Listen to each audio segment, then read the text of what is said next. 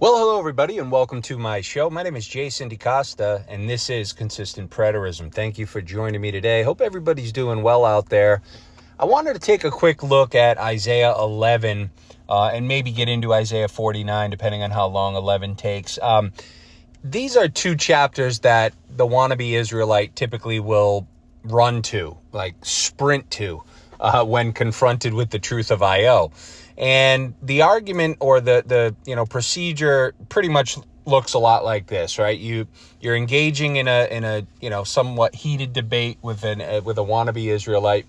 You're going back and forth. You're showing them calmly from the New Testament all the proof texts that back up the IO viewpoint. And then what do? Well, they flee and sprint back to an Old Testament passage that isn't even relevant to what you're talking about, but they go to that passage because it says a word like Gentiles or nations. And they completely ignore the context of that passage. They completely ignore blindly the chapter context. In other words, they're not looking for contextual clues in and around the verse that they quote, which would tell them that this isn't even about them today. It's something very ancient and basically irrelevant. But they ignore all of that, and they sprint to this passage simply because it has one of those safety words like Gentiles and nations.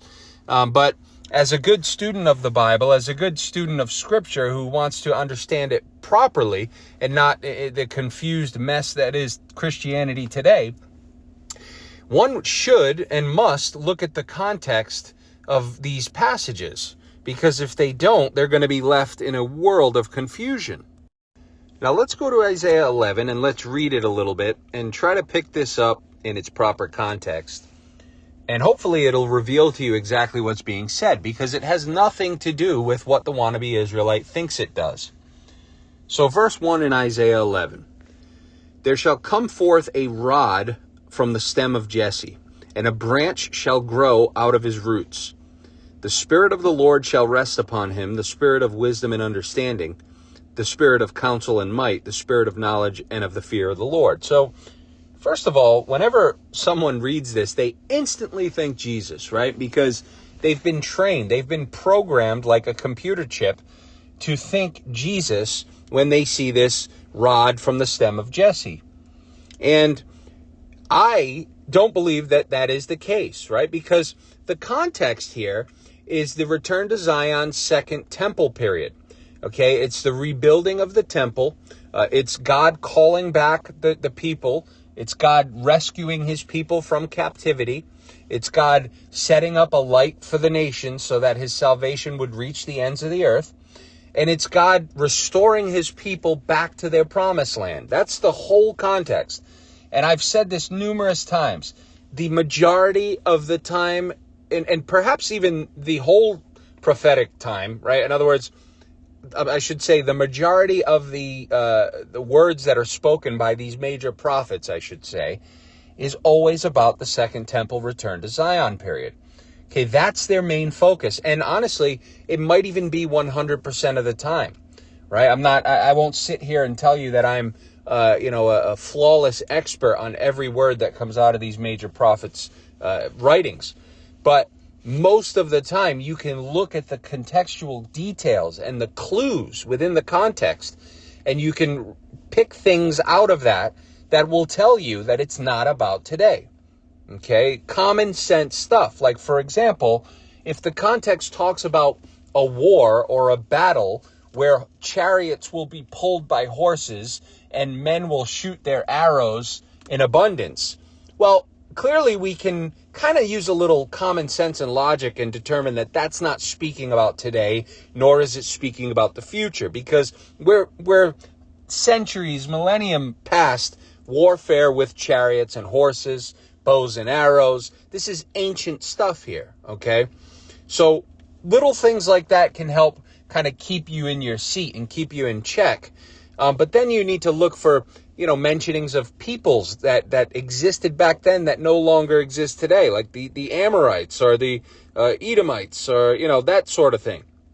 The Philistines, stuff like that. when it's talking about these things, it's giving you the key indicators to let you know that it has nothing to do with today or the future, and it had more to do with back then, ancient history. Okay, so the whole context of Isaiah 11 is that restoration period. It's that calling back from the nations. Right? It's not a future period, thousands of years in the future. It's a period that the prophet was concerned with, that being the period of his time frame, his people. So without getting too much into it, and I have videos years ago that I did on this, the rod that would come forth, the branch that would, have the Spirit of the Lord and wisdom and understanding and counsel and knowledge, is just the leader that's going to usher this period in. It's the ruler. It's the one that God appointed during that time to bring this all to pass. Now, some people believe it's Zerubbabel, if I'm pronouncing that correctly. There's some people believe it's Ezra, right? There's different theories on it, but certainly it was somebody back then, and it doesn't have anything to do with Jesus of the New Testament. Okay, that much is certain. But let's continue on and see how we can put this in its proper context. Verse 3. His delight is in the fear of the Lord. Right? Now, there's a key indicator. His delight is in the fear of the Lord. Well, if this branch or this rod was the Lord, how does that work? His delight is in the fear of the Lord? I thought he was the Lord. If he's Jesus, is his delight in the fear of himself? Makes no sense. Clearly, this is a human being that's going to usher in this period, this time, okay?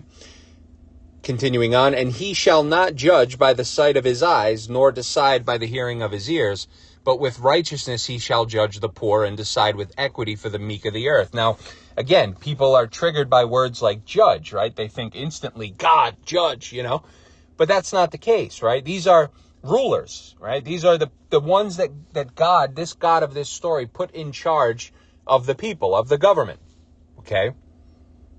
And interestingly enough, kind of off topic, but the passage that everyone likes to quote of the increase of his government, there will be no end, that too is probably likely about one of these earthly human rulers, right? And again, it's just a matter of people not knowing how the Bible uses hyperbole, right? I mean, the everlasting covenant of circumcision, right? That was Abraham's wiener circumcision covenant was said to be an everlasting covenant. Clearly, we know that that's no longer in existence. That even if it did exist, that's a whole nother story.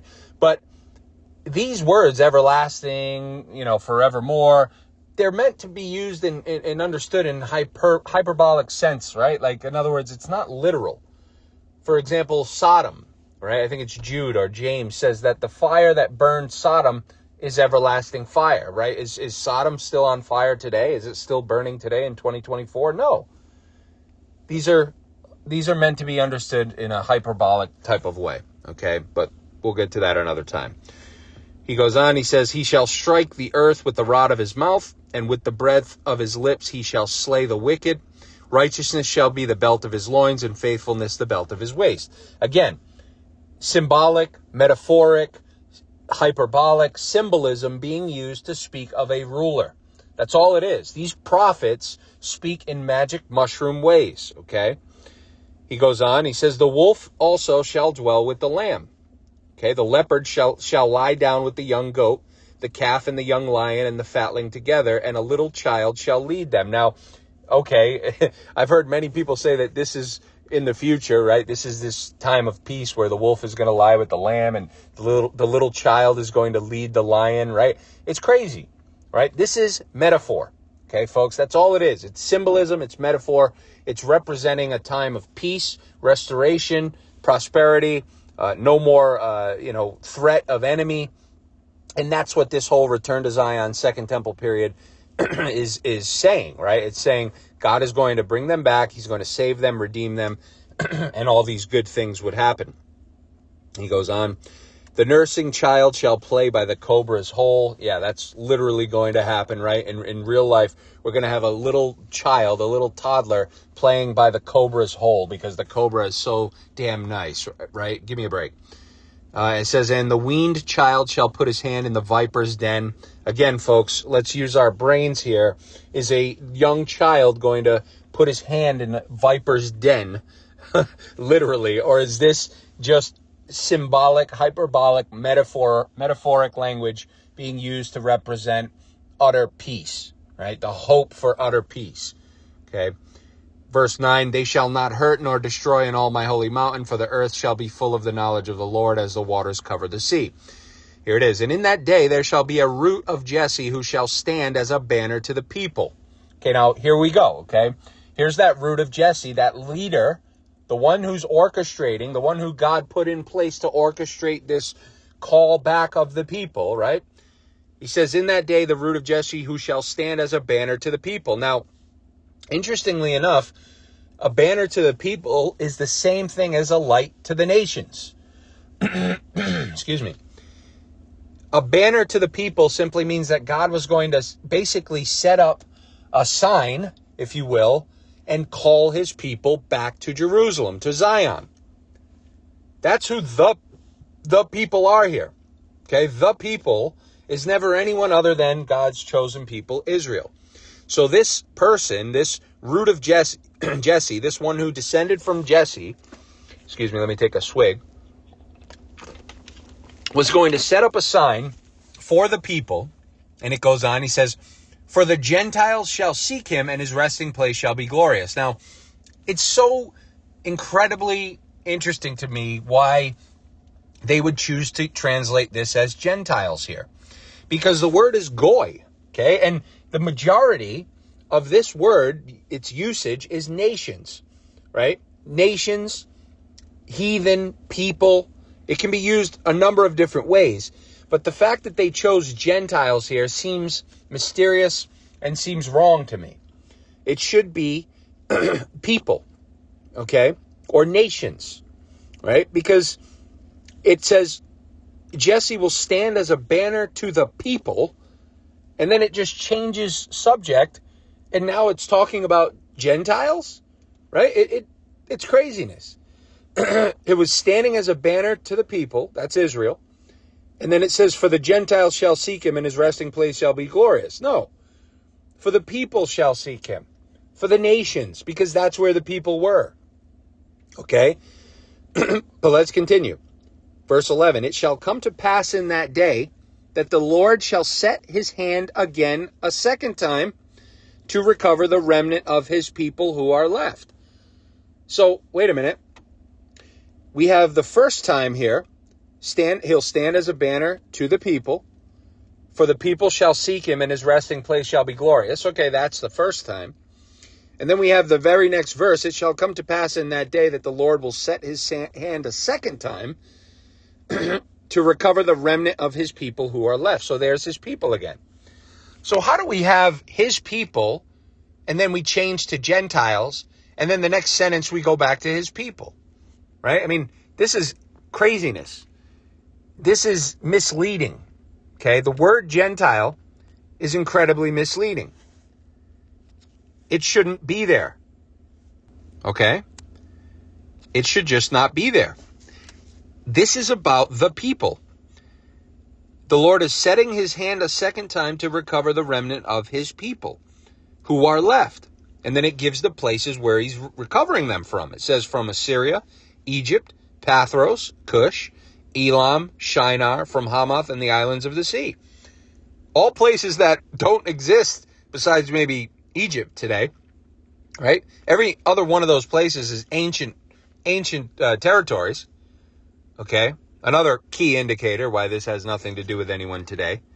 So stop quoting it.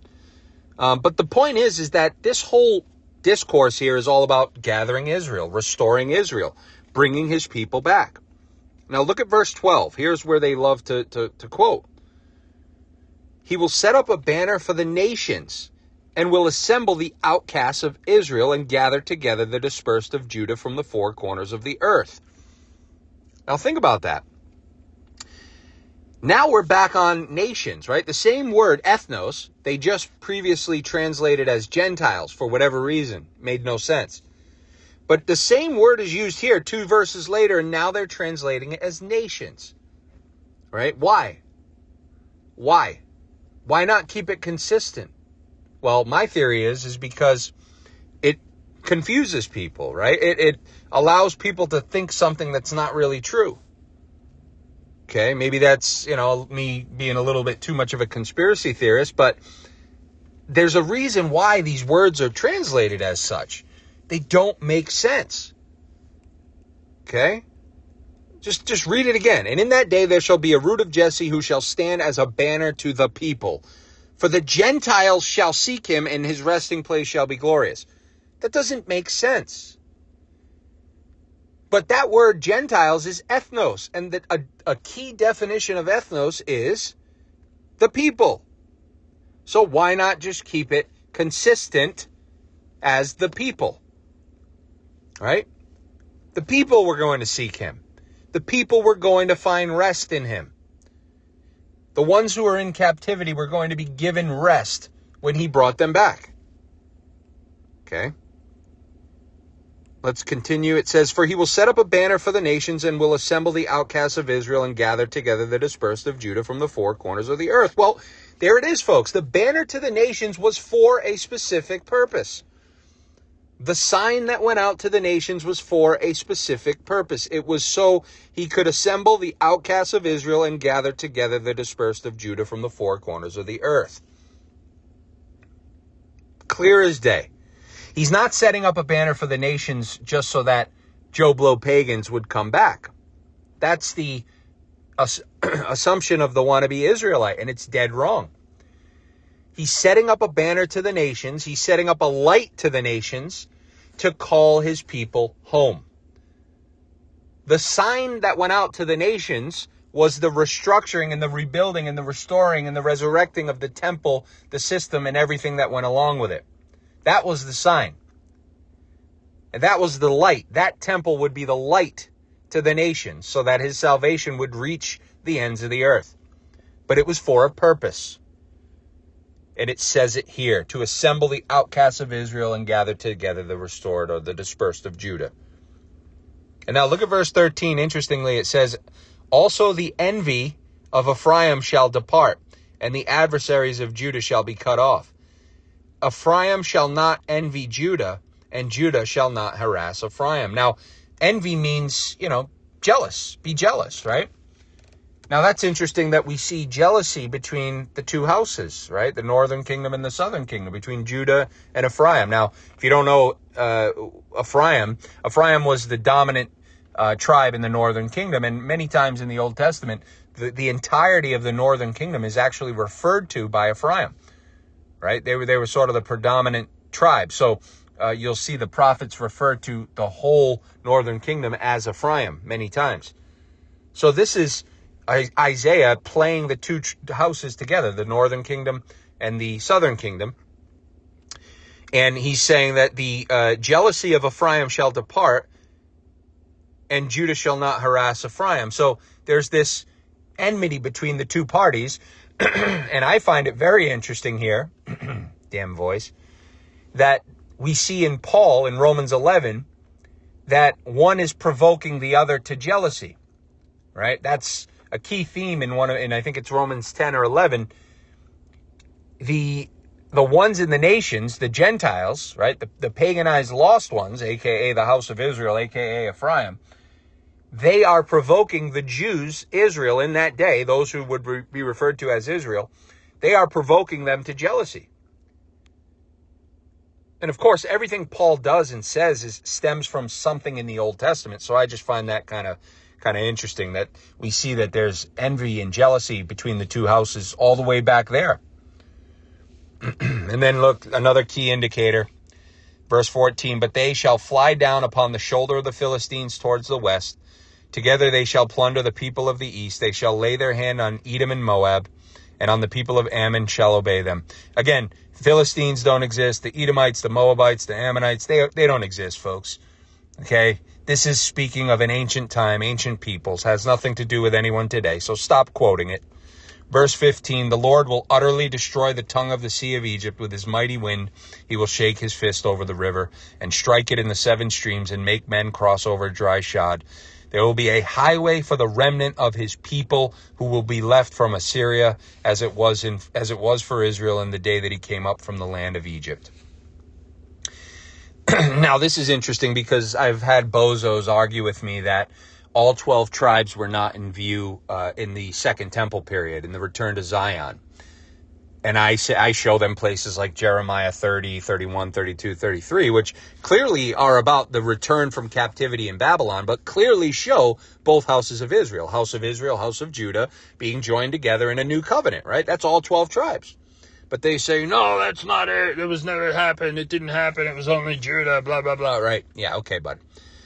Notice here, in this same context, this same restoration, Second Temple context, Isaiah says that there will be a highway for the remnant of his people who will be left from Assyria, as it was for Israel in the day that he came up from the land of Egypt. Now, again, this is ancient context because it's talking about destroying the Philistines and, all this stuff. But yet here are the remnant of the ones left from Assyria that are coming back. God is creating a highway. He's making them cross over dry land to get back to Israel, as it was when they came out of Egypt. Okay? So clearly there was a remnant from Assyria that would see this temple resurrected, would want to be part of it, and would come back and join the house of Judah. And that's exactly what Jeremiah says in Jeremiah, right? Where he talks about I'll make a new covenant with the house of Israel and the house of Judah. Of course, that's Second Temple period. That's out of Babylon, I called you. That's all that the prophet's concerned with, honestly, if you can't tell by how much he says it. But yeah, so clearly there were ones from the northern kingdom coming from Assyria. There was a remnant of them that were going to come and join, and that makes perfect sense. So again, that's all I got for today. We're not going to get into 49. I'll give you a hint. Isaiah 49 is much of the same. The light to the Gentiles is just the light to the nations, and one could make the case that it should say light to the people, right? So that his salvation would reach the ends of the earth, because that's where they were. That's where they were coming back from. The salvation would be to the ends of the earth. He would set up a banner. He would set up an ensign. He would set up a light to the nations so that his salvation would be to the ends of the earth. And we'll get into that again. Isaiah 49 coming soon. But I hope you enjoyed it. If you did, give it a like, a Rooski. If not, take a hike. And we'll catch you on that next one. Take care, everyone. Bye-bye.